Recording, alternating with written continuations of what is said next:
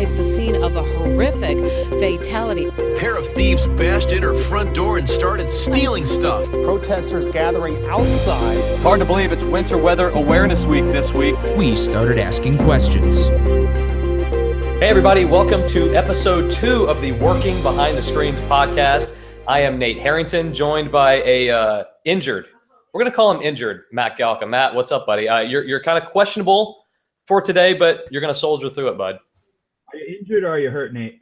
Because I'm playing injury right now. For those of you watching the podcast and not listening, if you're watching, thank you for watching. You might look, I have a kind of a lazy eye. It's like some allergic reaction, or it's not pink eye. I'm not contagious.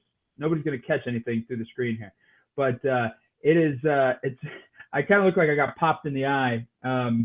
Wouldn't be the first time, but didn't happen this time. But we're playing through. Won't be the last, for sure. Well, definitely won't. Yeah. And I'm back home. I'm back home in Connecticut. I was in Florida. I'm in Connecticut. I'm looking at snow right now. It's a balmy 28 degrees. It's great. Woo. My goodness. Yeah.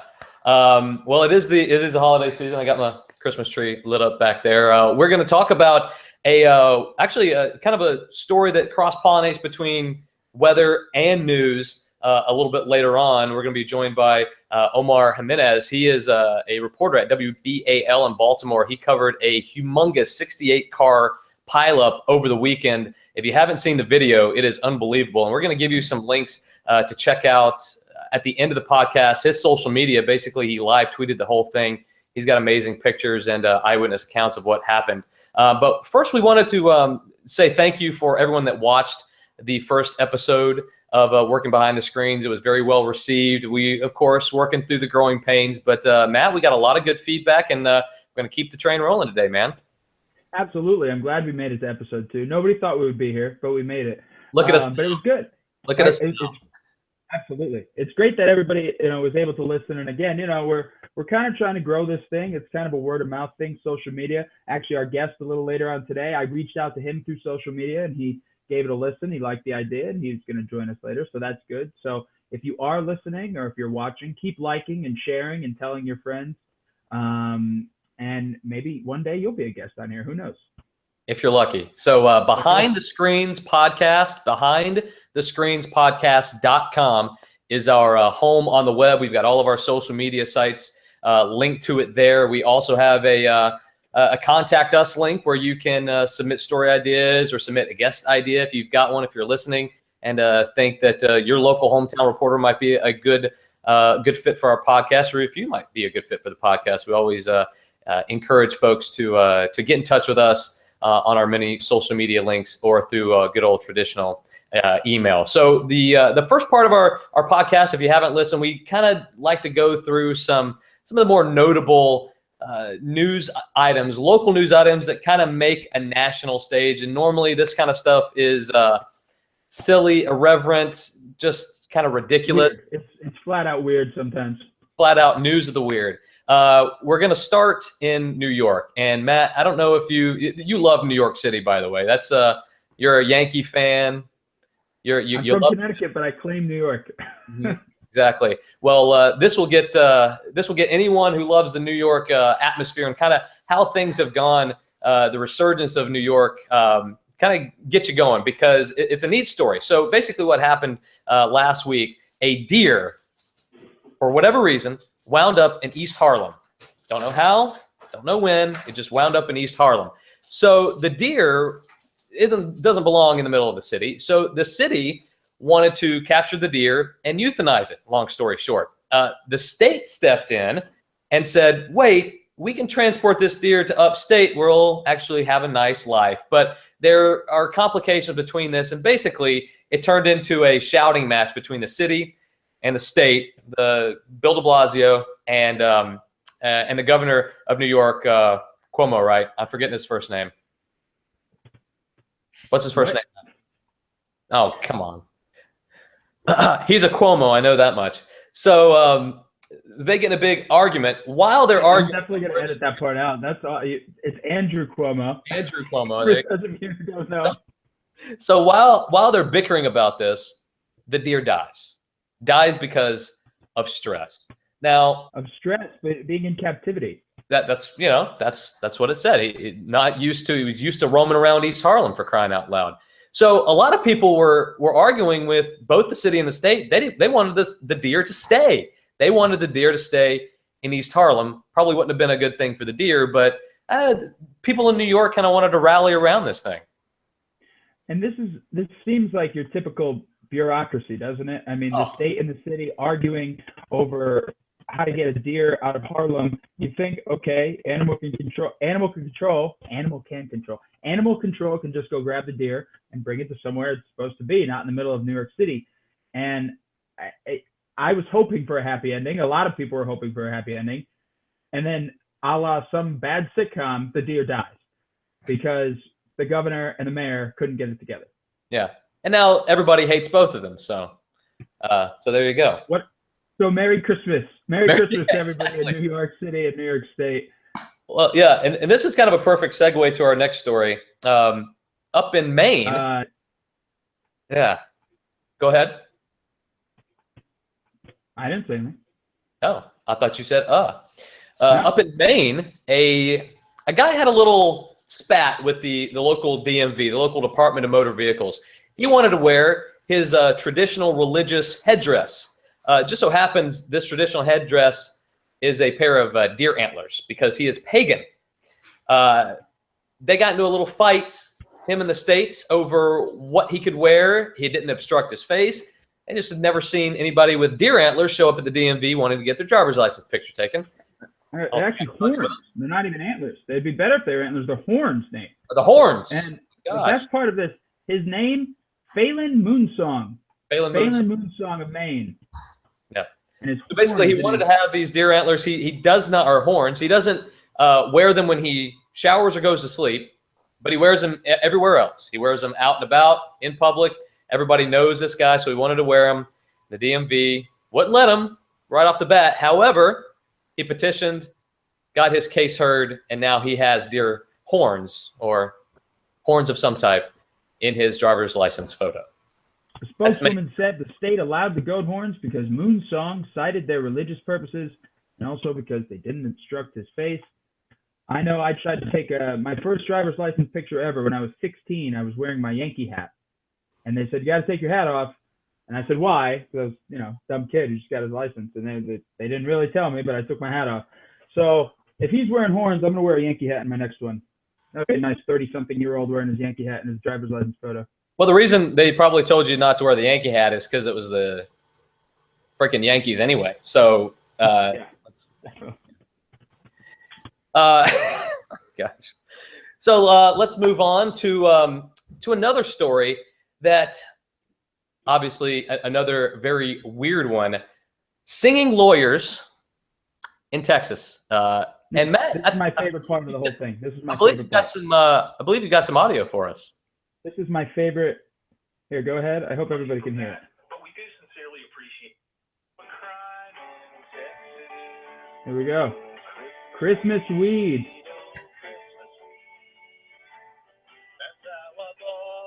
To Texas, they're out of Waco.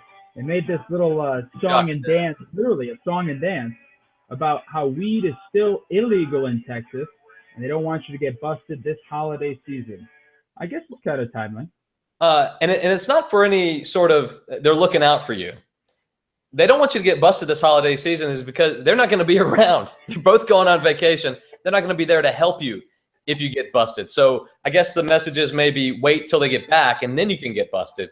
Yeah, of course.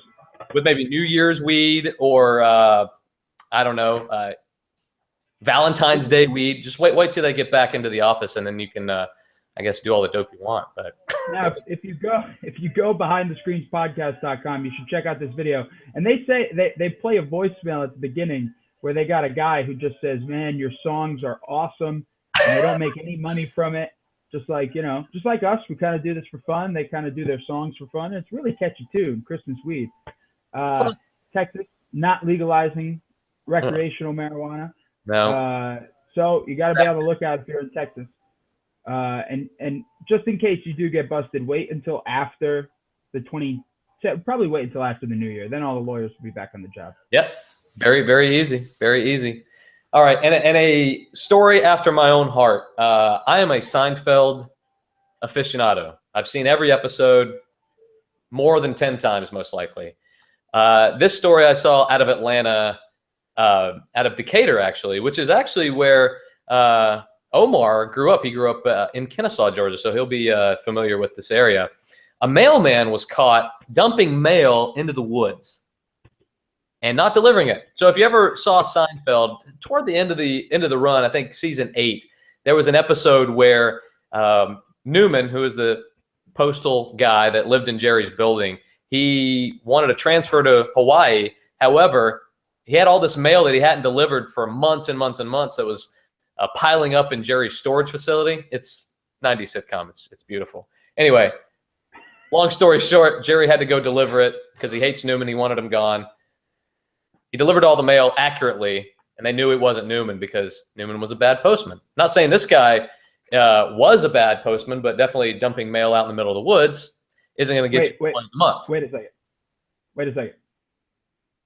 4,500 pieces of mail in the woods in Decatur, and this guy's not a bad postman, Nate? Well, maybe he wasn't before. We don't know we don't know why he just dumped this mail.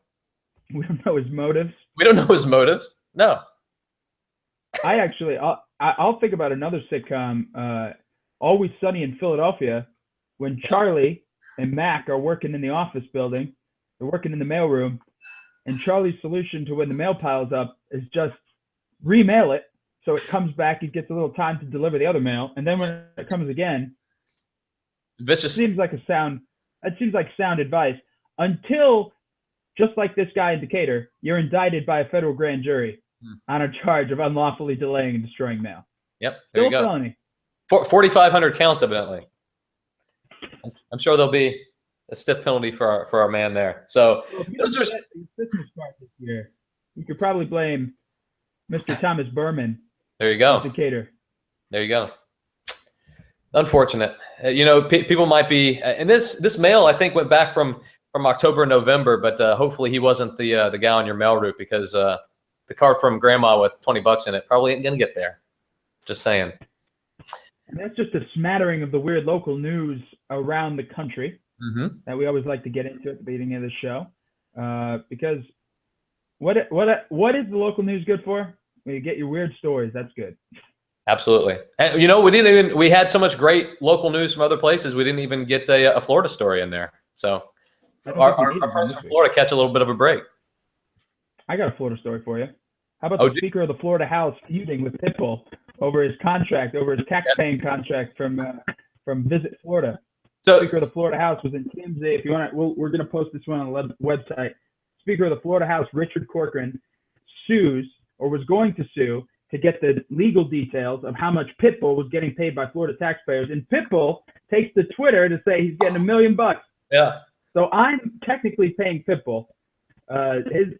His salary is partly on my dime. So if you ask me, Pitbull is now available to do a free concert for me in my backyard at a date of my choosing. I'll let him know. I'll tweet him. So which bad song of his are you responsible for, Matt? It's a song by the name of Sexy Beaches. Oh, okay. That's you then. All right. Now I know. Yeah, that's me. Sexy Beaches by Pitbull. And if you haven't heard it, man, is it a summer anthem? I have no doubts that one day we'll be hearing it in the Rock and Roll Hall of Fame, thanks to me and the rest of the Florida taxpayers. Right. Okay. Oh, Pitbull. All right. So let's get to our guest. Like I said at the top of the podcast, his name is Omar Jimenez. He is a reporter at WBAL in Baltimore, Maryland. I'll let him tell you about his credentials and where he's been, but basically he covered a humongous traffic pileup over the weekend. 68 cars involved. There were some fatalities, and basically Omar was the man on the scene. He covered it all, live tweeted it. If you look at his Twitter feed, it's filled with eyewitness accounts, photos from around the scene. It was just a mess. And Omar, we appreciate you coming to working behind the screens. Of course, I'm glad to be here. Second show. You're right. Like I said before, you're our second guinea pig. My favorite guinea pig. Yeah. We're going to keep getting better here. Omar, thank you so much for joining us. And again, we reached out to Omar on Twitter, so thank you for promptly responding. So I guess, so we're going to have we got the video. We're going to have it online. Obviously, you have it. WBAL has it. So if you haven't seen it, you got to check it out. It's wild. So you were working, or you get called in, or how does this whole thing develop? So it was kind of a. Oh, We lost Omar. man. Boy, that couldn't have worked out any better, really. No, that was great. That was great. Great insight from Omar. Thank you again for joining us. If you want to check it out, Omar Jimenez on Twitter. So much. I'm actually, you know what I'm going to do? While we're waiting for him to come back on with him, I'll send him another invite. There we go. Be back? All right, good deal. Yeah. Here we go. Omar. All right. Yeah, take two. I'm not sure what happened there. Here we go. Take two, second show, second guinea pig of a take. But yeah, so it was kind of a perfect storm in literally in that I was actually supposed to be working nights that day, but we knew that there was going to be some winter type weather coming into the area, so we thought there was going to be a possibility of snow, and we do snow coverage pretty big up here, as most local networks do. And so they moved me from the night side reporting to morning just to bolster up that team. Now, when we actually got there, it wasn't so much snow as it was ice rain. And that's when we started seeing all the problems. And actually, the story that we were doing initially in my first set of live shots was just about the precautions that people should be taking. After we finished our first live shot, we got a call from the newsroom saying, hey, we heard that over the scanners that some sort of vehicle ran off the runway, and that there are cars on fire, and that people are being taken to the hospital. And so that was the first inkling of anything that we got. So we were sent down there, and on the way down there in itself, it was about a 20-minute drive from where we were initially. We were getting calls about like tons, accident after accident after accident after accident. And I think that's when we realized it was not going to be just another normal morning. And this was on I-95, right? Yes, yeah, this was right at the entrance to I-95 for Baltimore. Yep. So when you got there, you know how big of an extent this accident was going to, I guess, take up, because we know the numbers now, 68 cars, but when you rolled up on the scene, you know, if you're a reporter, you know, if you've got the scene of a bad accident or a crime scene or whatever, you're not going to be getting very close. How close were you able to get? How much access were you able to get when you got there? And then what did you see? So not close at all. Because the weird thing is, I mean, this is in the middle of the interstate. So, you know, I'm not going to be able to roll out and jump out right at the scene.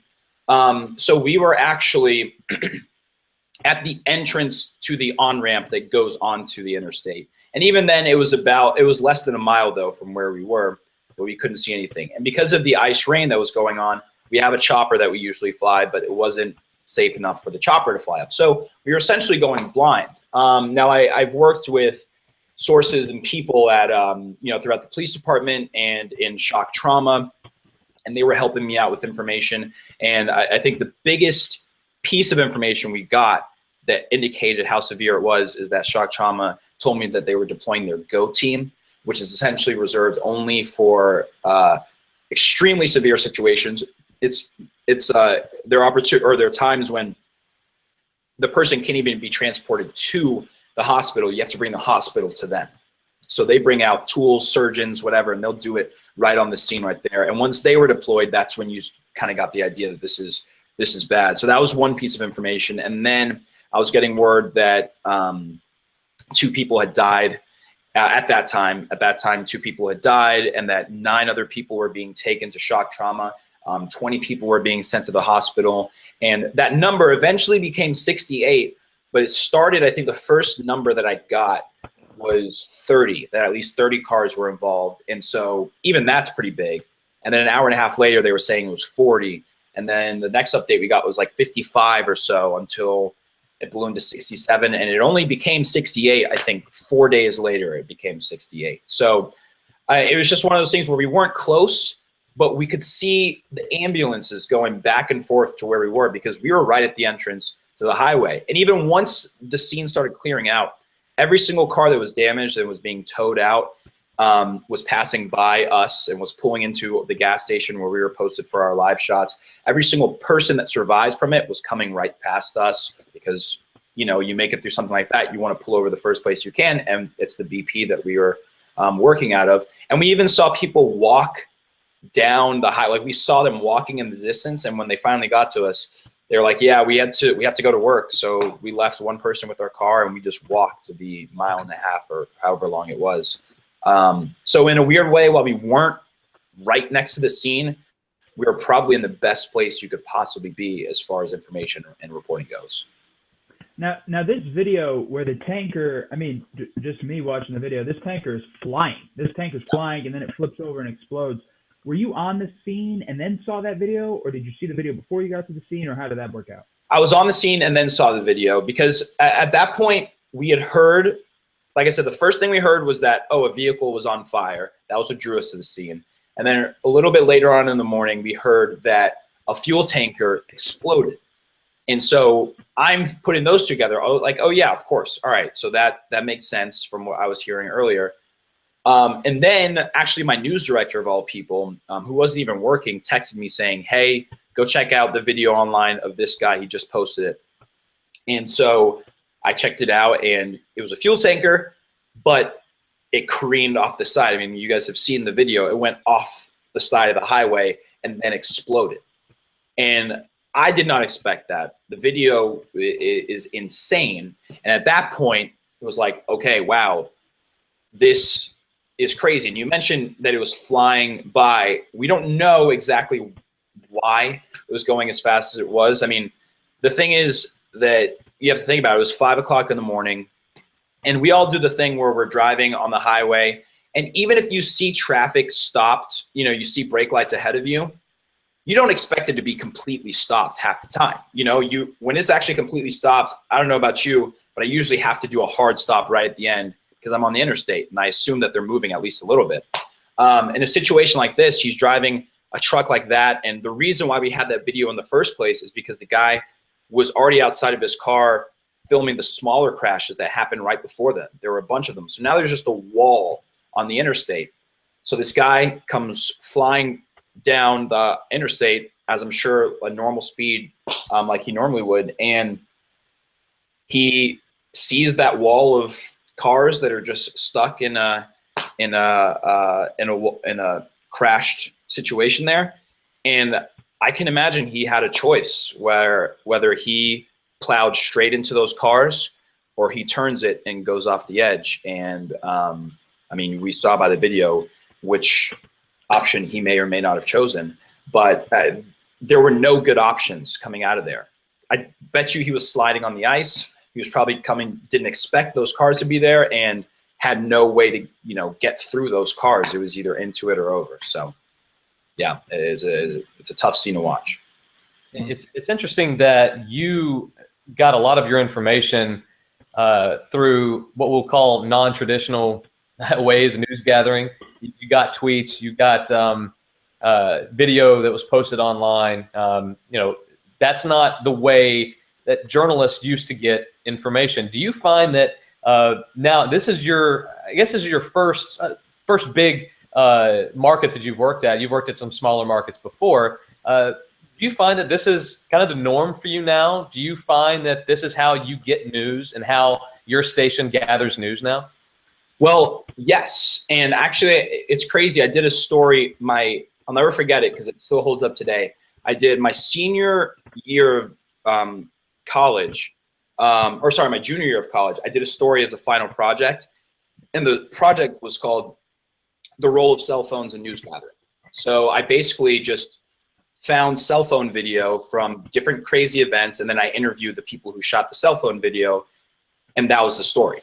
And it was just talking about how the power of cell phones and how everyone has a camera influences news and the way we gather news. I found at every single breaking news situation that I've covered so far in Baltimore, and even before this, that the video, you're usually not going to have the video because it's breaking news. It's something that happens. Your camera wasn't there, so you're not going to get the shot, but somebody most likely did. So now the question is when you get to a scene like that or when you get news like that, now, yeah, I mean, it's definitely in my mindset of, all right, somebody probably has video of this somewhere. How do I find an avenue to that person? And then once I find that person, how do I get in contact with them so I can get permission to use that video? And you see it in plenty of times. I mean, even just today, or even in recent news in general, you saw the huge explosion that happened at the firework factory in Mexico City. That wasn't news video. That was someone driving by in their car who was like, oh my God, and pulled it out. But you see that video on CNN, NBC, ABC, CBS, you see it on all the networks, and that's just how it is these days. And it's honestly, it's great. It adds a lot to the news gathering process. Otherwise, all you would have seen in my story is just a shot of the highway and a few cars passing by. To be able to have someone who was unfortunately in the wrong place at the right time, that adds just a little bit of an extra dimension to the stories that I think we're able to tell, especially when it comes to breaking news. That's the biggest key. And is this one of the wildest stories you've ever covered? Surprisingly, no. I mean, I've been in Baltimore now for a year and a half, and we've covered all sorts of things. As far as size, this might be the biggest one. 68 cars, 3 people killed, all within a matter of a few hours, and within a context of there were, I think, over 100 car crashes in the greater Baltimore area within a span of like before 10 a.m., which is insane. So that's crazy. I mean, about a month and a half ago, I covered a school bus crashed into an MTA bus, a city bus. And I mean, when I say crashed, it was a near-on head-on collision. I haven't seen metal distorted like that really in my entire life. And people were killed there, and that one was insane. That turned into an all-day thing. People trying to figure out what happened. People trying to figure out if there were kids on board, which there were not. But the extrication process of just trying to take apart everything took the entire day. We've had flooding that's decimated towns here. And by the way, in each one of those scenarios, that cell phone footage thing had just as much weight. In the flooding one, I tweeted out a similar video that someone put out on Facebook of people forming a human chain to save a woman in their car. And obviously, no way I would have been able to get that footage. But the person who was at the end of the chain was on their cell phone, and they formed a human chain from inside where they were. And this is rushing water, and someone's trapped in their car, and they reach in, grab the woman, and pull her to safety. So, look, the Baltimore area has been busy the past year and a half, and definitely not the craziest story, but very unique in just the size and the scope of the story. Get to cover a lot of stuff there, I imagine. Yeah. Omar, we'll get you out on this. With all of the events that you were talking about, the car crash, the flooding, everything that you've seen in the last year and a half or so, when you're in the moment, when you're in reporter mode, you're getting the story together, you're getting the facts, you're putting everything together. Are you actively learning? Are you actively taking what's going on and kind of seeing if you can, I guess, do it better each and every time? Is this a learning process? I know it is, but in the moment, is it a learning process and you're kind of hearkening back to maybe something that you did before and applying that to the story that you're on right now? Yeah, I think in the moment, it's hard to see the like, what am I doing wrong right now? That's always very difficult. But every single time I'm building on something in the past. So, for example, the very first big breaking news that I covered here, where I was the lead reporter for all of our people, was we had 2 sheriff's deputies that were shot and killed. And I was the first one in the scene. They didn't even have caution tape up. Like, it was, it was what it was. And I was so, like, worked up. I didn't feel it at the time, but I was just so, like, in it and whatever. I was talking a million miles a minute. I had all my facts, but I was stuttering. I just wanted to get all the information I had out there. In the moment, I felt fine. I was like, all right, that was crazy, whatever. whenever something like that happens, I always try to go back, and no matter how long we were on, I try to go through and take notes on things that I did, you know, the strategies that I had as far as news gathering went. So that the next time I bring those skills to the table. Then I do the same evaluation thing, and then I'm like, oh, well, I could have done this differently, could have done this differently, to the point where when I got to this one, I know that I had at least corrected or built on definitely 6 or 7 things, from delivery to who am I calling when, you know, something like this happens. Could I call this person? Could I call this person? I'm, you know, adding to my call list as far as actual breaking news. How hard am I tracking social media for videos like the oil tanker explosion or videos like the human chain rescue during the flooding? How active am I in my live shots? Am I trying to find a place where I can, you know, walk and talk and whatever? Or am I just trying to find a solid place where I can project out information? You know what I mean? So they're just different things I think about. I'm not done going through everything that we did this past time, because we broke into regular programming. So we were on for about 6 hours straight, from 5 a.m. until 11 a.m. And, but I guarantee there are going to be some things I was like, yeah, you know what? I like that. I'm going to keep that. And then guarantee there's going to be some things like, all right, we're not doing that anymore. And you guys know, you guys are in the business. There are things that people on the outside watching from home probably would have never noticed at all, but you see it. You see it. And yeah, I mean, one of the things I know specifically off the top of my head was I was able to do, I did a live interview on breaking news, which usually does not happen. I realized, I don't know why it doesn't. But I just got someone who was in the crash as they were walking by. I interviewed her, and it worked out well. It took up, you know, 3 or 4 minutes, and I just think it did a good job. So maybe in the future, that's something I try to do more. Yeah. Every reporter is always, or usually, their toughest critic. Yeah, exactly. And that's how it should be in many ways, you know? You know yourself better than anybody else. And it's always tough to go back and self-evaluate. So and this podcast hopefully finds some of the up and coming reporters or people that are in schools that are going to be reporters someday. And that's a good rule of thumb. That's excellent stuff for a young guy in the business. Hopefully, some young folks that are about to get into the business or that are in the business right now take your advice. Omar, if people want to get in touch with you, how can they do that? Yeah, just you can tweet at me as Matt found out. I'm at Omar Jimenez, WBAL. So I'm always on Twitter. You can email me.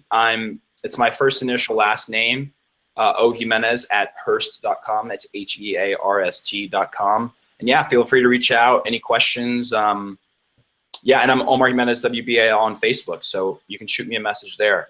I'm on my phone and computer way too much. So in one way or another, I will see your message. You're a reporter. You cannot be on social media way too much. And sure, we're going to post links to Omar's social media on BehindTheScreensPodcast.com. So we wanted to close. Last week we closed with a tweet from Sean Hannity. Omar, you hopefully you saw this, that Sean Hannity says that everybody on TV is overpaid, and we're all, what did he say? We're all crybabies or whatever it was. Especially us three. Yeah, well, especially us two, obviously. This is kind of a different tweet. Speaking to what you were talking about earlier, this is perfect.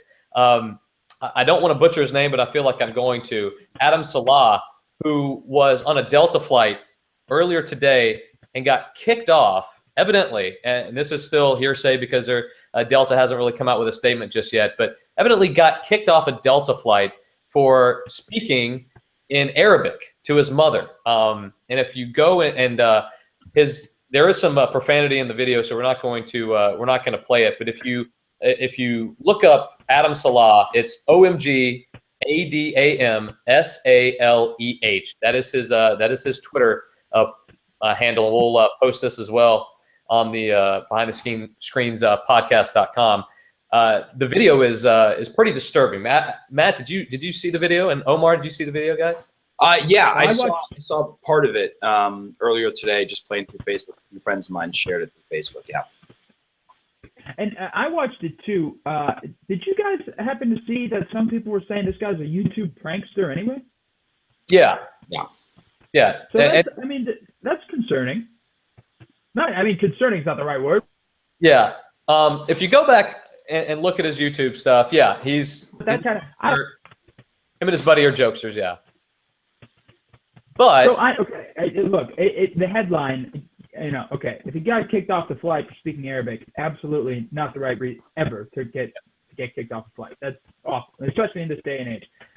If this is a prank and we're all getting had by a prank, I'll be even more mad. I don't know why, because I'd be like, I feel like I got personally affected by this, like I got, so I don't like that. Yeah. Well, I think what stood out to me was the people in the back of the plane. The camera guy kind of panned over, and you could see people, saying bye. That kind of, I don't know if he was trying to act out. I don't know. There's still a lot that we probably don't know. If it comes out, like you said, Matt, that this was all some big publicity stunt to get himself, over, to get himself some Twitter followers, then yeah, this will be bad. And to be a person of Arabic descent and to be in that kind of situation, that's just not, I don't know, that just doesn't seem like a good look. And it doesn't seem like it would be something that he might joke about, but let's hope he wasn't. And let's hope, something gets straightened out here from Delta, because that was just pretty amazing stuff that kind of stuff does happen. So, and see, the thing is, I don't know, it's unfortunate that I feel like I don't know what's real anymore sometimes. I mean, the video that I saw was, like I said, being shared on Facebook. So now I'm like, all right, let me look at the date of this video, because a lot of times people share things that are like 4 years old and like, check this out. Now I got to check out the type of person that's sharing it. Like, or do they have a history of sharing kind of things that may not be real? And it's just wild that something like this, I think 3 years ago, I would have been watching this video a million times. I would have been sharing it. I would have been like, can you believe this? Now I'm at a point where, yes, it has my attention. It's captured my curiosity, but I do want to wait until everything comes out before I actually make a move on it myself, because I was just about to say the same thing. I mean, with social media, it gives us all this great video, but then I'm like, well, I don't know if it's real or not. It's as much as it's brought everyone closer together, it's really confused the heck out of me sometimes. Like I don't know what to believe sometimes. Yeah, it's very true. 2016. Yeah, and we could honestly do a whole podcast on what we were talking about, news gathering and taking things at face value that seem to be newsworthy but might not be. We could probably do a whole podcast on that, but we appreciate Omar and his insights, and again, we'll post his Twitter information and go back and look at his timeline. It's really amazing, some of the stuff that great coverage. Yeah, it was fantastic coverage. So thank you, Omar, for being on with us, and continued success there in Baltimore. Of course, thank you guys for having me. Good luck with it. Absolutely. Number 2 guinea pig. There you go. All right, guys, we're going to wrap it up. That is episode 2 of Working Behind the Screens podcast. We will be back next week. Until then, see you later.